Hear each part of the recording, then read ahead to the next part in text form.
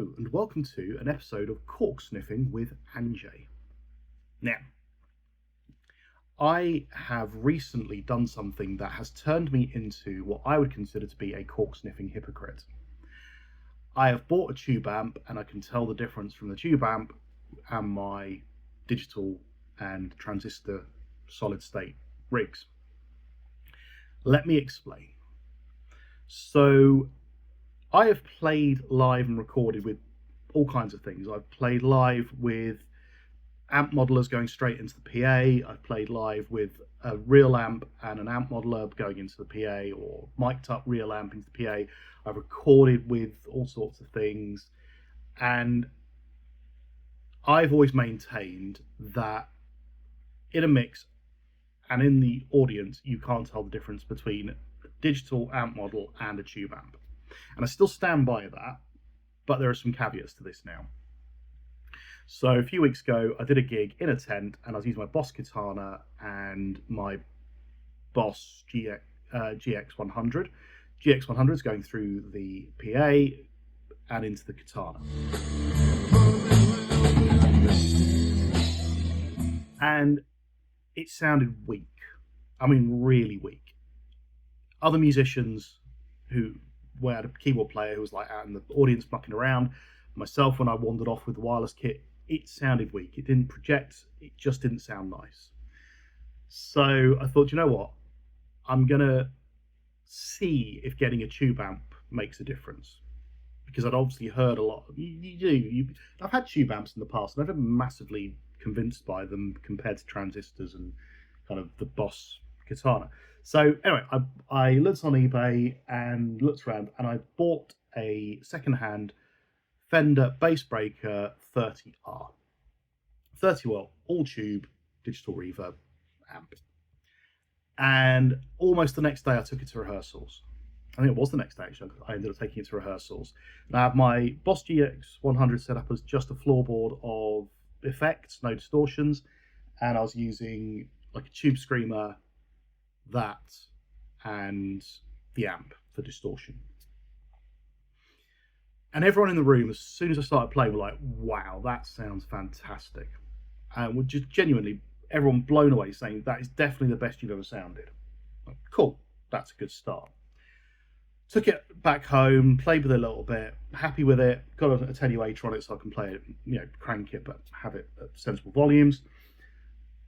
And I'm really enjoying it. So at home, it's literally just plugged straight. I got the guitar plugged straight into it. Anyway, I then played another tent about a week or two afterwards, and set it all up. I had it mic'd up going into the PA, and it sounded phenomenal. We had a guy in the audience who was helping us with the mix, and he's a musician himself, and he said that really sounds great. I had a couple other people come up and actually say, turn your guitar up, it sounds great. But again, all musicians. Everyone in the band thought it sounded great. I thought it sounded great. And it was at that moment I realised I was becoming a cork sniffer, because I suddenly realised there was a difference. The audience, who weren't musicians, couldn't tell the difference. Still, they would never have known if I was playing through a digital amp or the tube amp, except for the fact that it would have been a less, and I'm going to use a really horrible phrase here that I hate, three-dimensional sound. So the way that the amp projects, and it could be to do with the speaker, I don't know, but the way the amp projects just felt more real. Sounds stupid, I know. Even saying it sounds stupid. It's like, I'm sure there's a reason for that. The Flungelduberb heats up and gives more electrons into the Dubry Watts. It'd be something that somebody will be able to tell me. But anyway, point is, it sounded good. Now, as I say, the audience still probably couldn't tell the difference, but I could.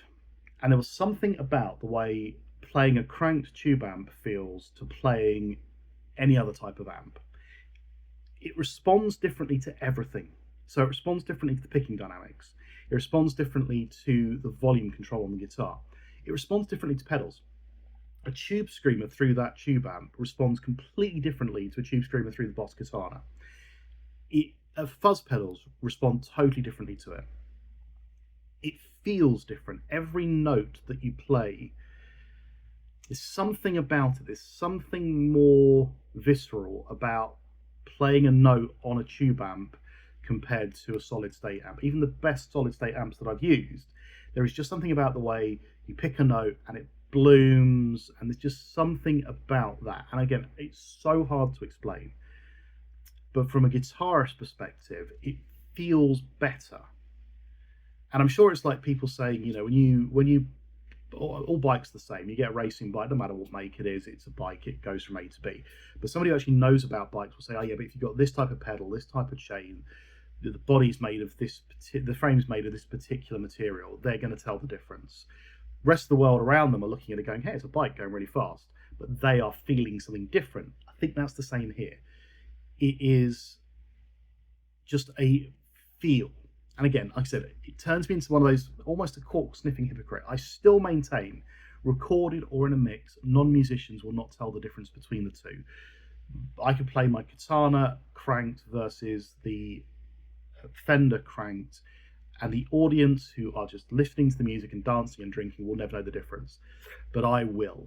So from now on, I'll be using a mic'd up 30-watt tube amp, it seems, playing live.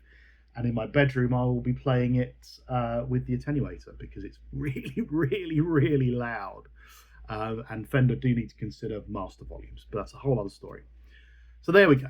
Are tube amps better than solid state amps? Depending on how you look at it and what your interests and needs are, yes, they are. They feel better. They do sound better. I think they're better. Oh, crap. Right, let me know your thoughts.